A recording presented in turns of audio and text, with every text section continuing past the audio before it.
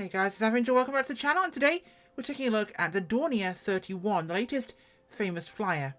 This has come from iniBuilds, and it is an unusual aircraft. Very, very Flash Gordon. Now, this aircraft was developed in the 1960s to meet a NATO specification for a VTOL/SVTOL transport. So short takeoff and landing with VTOL capability, like the Harrier. Now, this aircraft actually uses the same engine, the Bristol Pegasus, amongst 10 total. The Dornier X is one of the few other aircraft that only have 10 engines. It has 8, 4 in each of the 2 outer pylons, and 2 of the Bristol Pegasuses under each wing. Very busy aircraft. Now, it first flew in 1967, but was cancelled in April 70 as NATO pivoted away from vertical liftoff transports. Ironic, as we got the Osprey, which turns out this was very manoeuvrable, very successful and reliable, but yeah, then we got the Osprey, which likes to kill people, so there is that. Now, this Dornier was, of course, initially developed mostly by the German Air Force, the Luftwaffe in post-war Germany, West German, that is. And there was a couple of prototypes developed, and in fact it's demoed at the Paris Air Show, and a few other situations too. Now, specifications-wise, this aircraft could transport 36 troops, 24 stretcher cases, 3,500 kilos, 7,700 pounds of cargo. She had a pair of the Pegasus engines, as mentioned, each putting out 15,000 pounds of torque, or foot-pound of torque, or thrust. 8 Rolls-Royce RB162 vertically mounted turbojet lift engines, each putting out 4,400. Is it foot-pounds again of torque? Yes, it is. Max speed 393 knots, cruise speed 350, range is 970 nautical miles with max payload, and she can get up to 35,000 feet. Now, you noticing something wrong with this livery? Yes, that would be the, and I'm going to butcher the pronunciation of this, Eisernes Kreuz, or Kreuz, something like that. The Iron Cross is missing. Now, this is a symbol that's been there since German unification in the 1800s, and it's been used by Wilhelm II. It was used by the Prussians. It's a symbol that came from the Teutonic orders of knights in the 13th century. It was used by the German Imperial Army in the First World War, and the Reichswehr of the Weimar Republic. The Balkenkreuz, the bar cross, of course, was used during the Second World War by the Austrian painter and co. That one perhaps has some connotations, but this one has been used everywhere but then. Missing. Now, you can get, whilst Marketplace frowns on weapons, there are aircraft in the Marketplace with military markings. Granted, this is probably the first of the actual famous flyers to be a specifically military aircraft, so maybe Asobo didn't want a military aircraft as their famous flyer to have its markings on it. However, this feels weird. Why take a non-related to that period of time symbol off the aircraft? It doesn't make any sense. Now, this has been developed by iniBuilds, and we're going to go to the outside after quickly opening the cargo bay and take a look at this aircraft around here. So, usual price on the Marketplace for £8-9, depending on the discounts from your version of the sim. Comes with some liveries. We've got a couple of German ones, which of course all neutered by missing their actual marking, which is weird. We'll take a look at these once the engines are on and we can open these. But there's a serious amount of detail in this aircraft. Yes, even those are marked. And you know what's something weird? Look at this. If I go in the duct on the side of the Pegasus, not only do I get to the splitting point where it actually diverts out to the other side, but I can go all the way through to the front of the engine here. Entire engine's modelled. Huh? Crazy. Very Flash Gordon looking aircraft. I believe we could turn that on and off. Should be the front one here. Yeah, there we go. Still very Flash Gordon. Very cool looking aircraft. Now, this comes with a bunch of assist features for you as a sim pilot that can have the co-pilot help you, which definitely are very useful to have. Put the nose probe back on there. We'll close the ramp door. We'll go back to the map view here. And we'll get ourselves ready to go. So let me get open. You will need to have third throttle mapped, by the way. So for you to fly this aircraft, you'll need to have your 1, your 2, and you'll need to have a third, which will move once we start up. It's this one here. There. Okay? So to go about starting this aircraft, we go up to, essentially up to the top here, to battery. And we flick on our battery. And we get ourselves ready to rock and roll down here. We need to make sure the fuel pumps are turned on. And shortcutting some steps. I have checked all this over, of course. Down to the back here to our starters. Master and ignition. Am I starting one at a time? Yes. Should I be? No. Let's let our...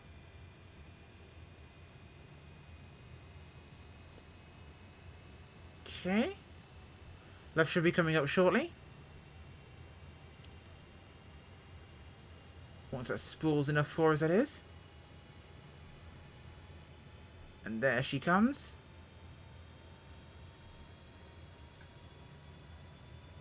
Super. And let's kick 2 into life, shall we?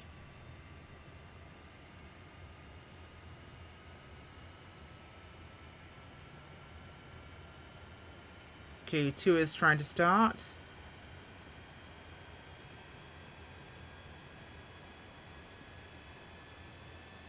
We'll give that a bit of beans. And she'll come up for us as well.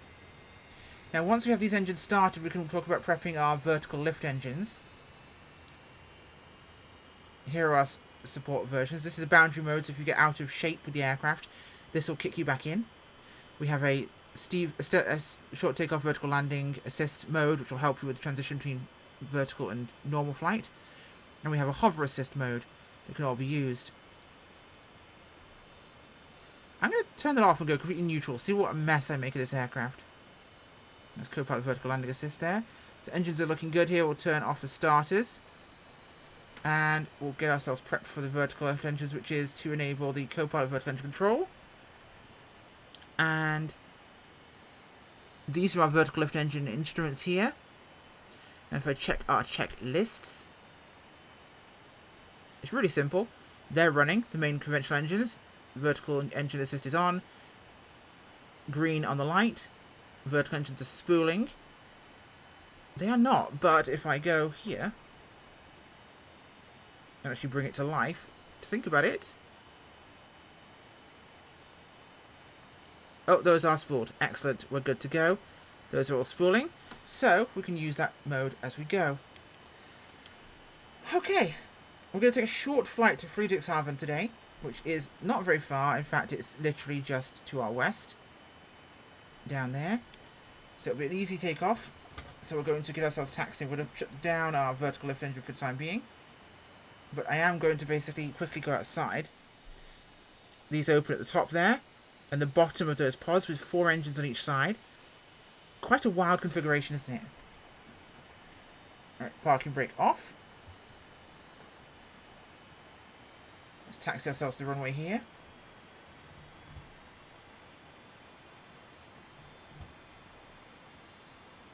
Very good side visibility. Interesting enough forward. The pitch in front of us is very useful. That's very important for us. We need that a lot when we're navigating vertical takeoff. There we go. So Memmingen to Friedrichshafen.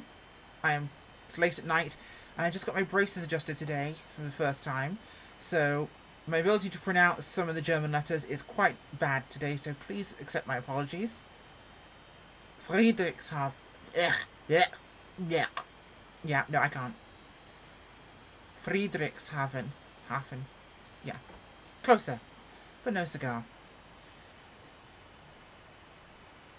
No, my mouth is being strange and awkward right now, so I'm recording this before it hurts too much.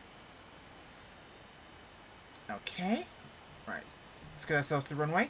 And we're going to just do a vertical takeoff, essentially, from this. We're not going to go for the normal conventional takeoff, which you can do.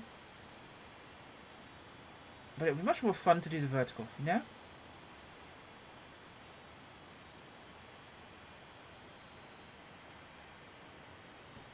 Okay, let's get ourselves lined up here.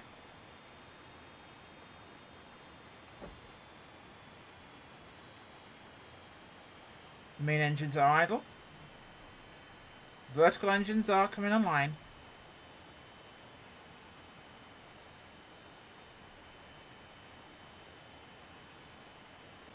So I wasted 20 minutes trying to faff around why I hadn't gotten something right. Turns out it was really simple. You need to have these two on. The right and left nacelle cutoff switches need to be engaged. And then you're good to go. That simple. I'm an idiot. It happens. I'm human. Sometimes. And otherwise, once we're basically ready to go anywhere, all we do is disengage our parking brake. We throttle up with the co-pilot assist. Or the co-pilot control, not the assist, sorry. We'll hold the parking brake. We'll throttle up those outboard engines. We'll throttle the Pegasus engines up whilst we're in vertical mode. And we'll pick ourselves up here.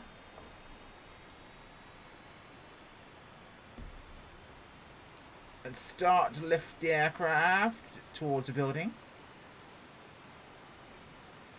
Here we are. Nice and simple. The gear, very conventional. We'll pop that up there. Let's not get out of the envelope too far. So when the engines are in this translated mode, it is very easy to use that main thrust of the on their own. The vertical engines are not enough to lift you up really very well. You will need to use those Pegasuses in the lift mode to assist you. Now I believe we're nearly on course for Friedrichshafen. Again, I can't speak German right now because I have braces that just got adjusted. So let's accelerate those Pegasus engines and we'll start to translate those into regular flight mode. As we do so,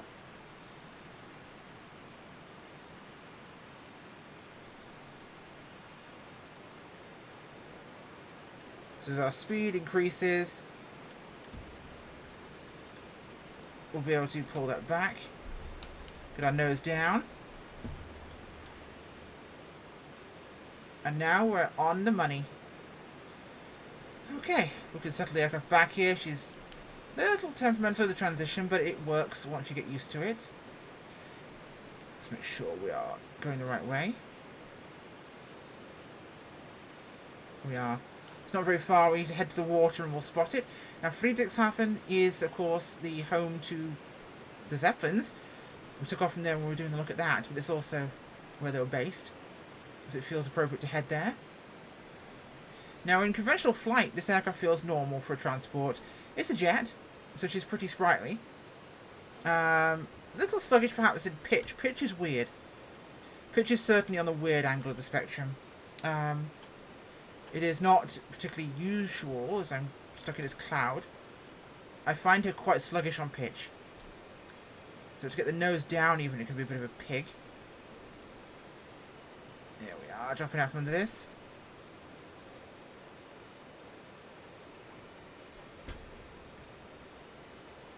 That's annoying that it won't stay centered. Oh, now it does. So we have to go that way and get out this cloud. Again, very, very, very sensitive on the pitch. Very sensitive. Weirdly so. It's a cool looking aircraft, I will admit. And why are those still pointed downwards? That's maybe why I'm being so sluggish.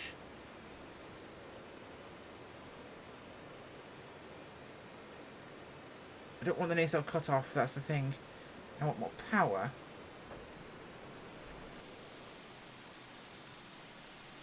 Why aren't you turning?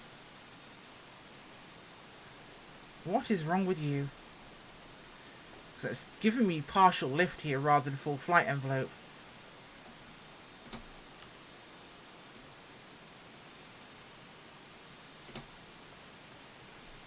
What is...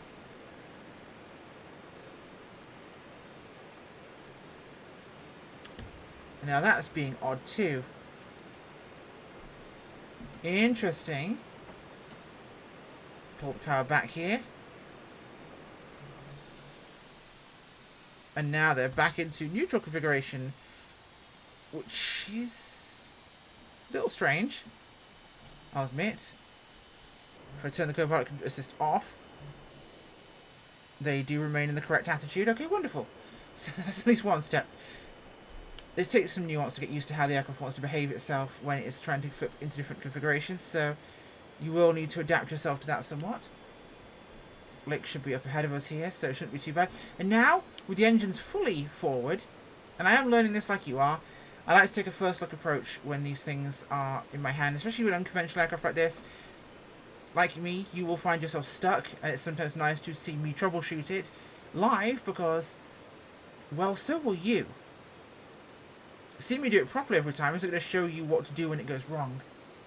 But it does seem to be between giving the co-pilot controls and taking it back again, even if it's just manoeuvring those nozzles at the same time as manoeuvring the lift engines, it can get a little confusing. Or get a little confused in its own operations.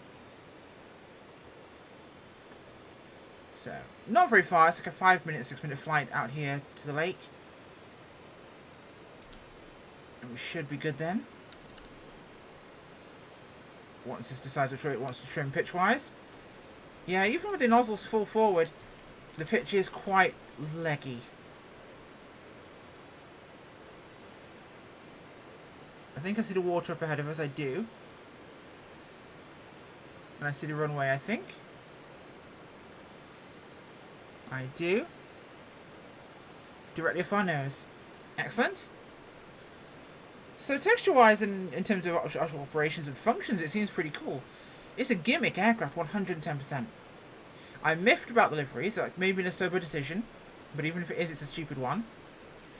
Not the best visibility forward. Not bad, but not the best. And when it comes to the flight behavior, it's very unique. Very unique.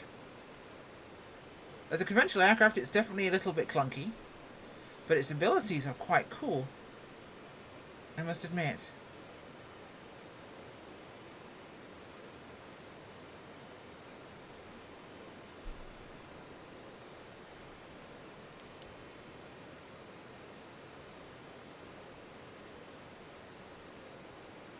Yeah, I thought we were there. Maybe I was a little bit further than I thought I was, but we're not too far. Let's punch it, Chewie. Get this thing up to some real speed. I mean, we're in a jet to transport. We might as well use those jets. It's interesting, I will say that.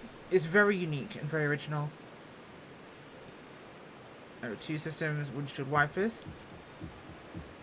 Oh, those work. That's nice.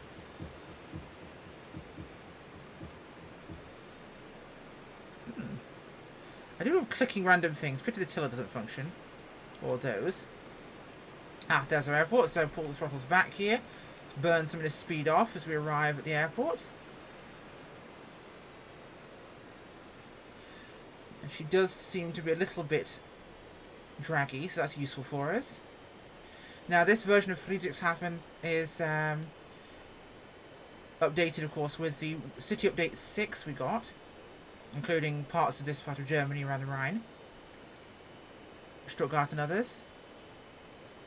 Right, speed's coming down now. We're not going to translate till we're about 150, 160 here, so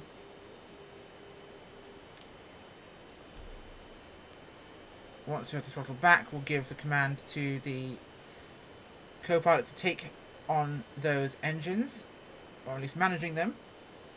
We're not going to touch the vertical lift engine yet, though. Let's get some speed burn off here.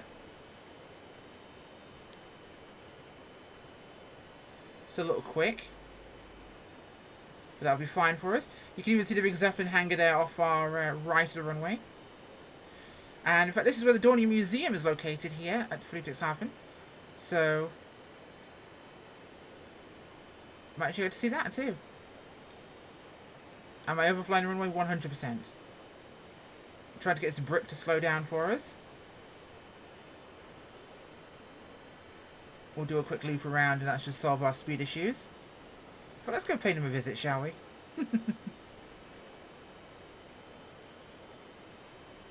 Guessing the Dornier Museum's on this side.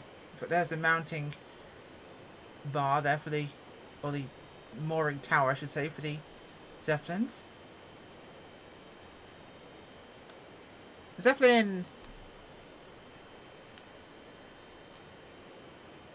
Okay, speed's now coming down. Great. Bring those lift engines online. Lift engines are good. Kick her around a little bit. Gear down. Lift engines are firing. We have good lift. Roll her level here. Let's kill some of this speed, shall we?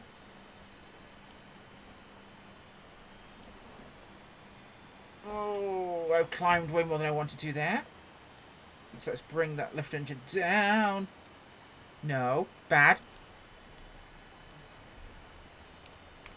I'm getting outside of the control envelope here because of my lack of using the thrust in all equal measures. You need to use the Pegasuses and the lift engines, and I'm trying to get that to do that without it too much providing forward thrust. It looked like it was going far too well, didn't it? I came around that curve and everything looked beautiful. Like I knew exactly what I was doing and we were going to do a beautiful landing. Just knowing how to fly a helicopter in the sim will not make you good at this aircraft. This is a very interesting aircraft, that's for sure.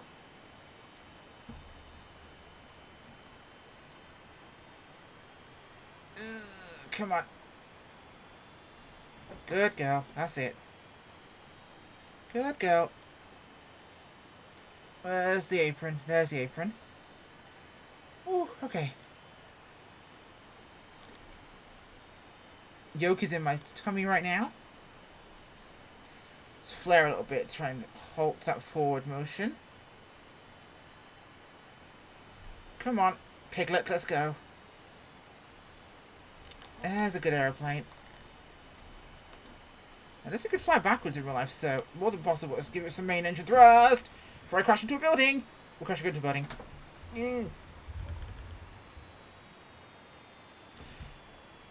Not my finest moment, as you'll agree.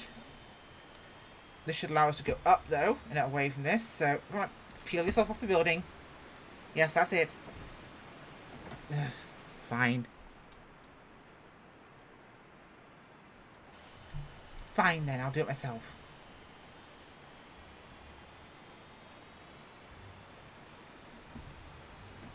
Now, I wonder if the engine's actually rotated through like they were meant to. They have done, so... The funny thing is I've still got... Oh, there we go. Whee! There we go. It's something, that's for sure. Let's bring some of this down. There we go. Whoa, hello. Hello. Okay. We're going to flare, power off, and touch down.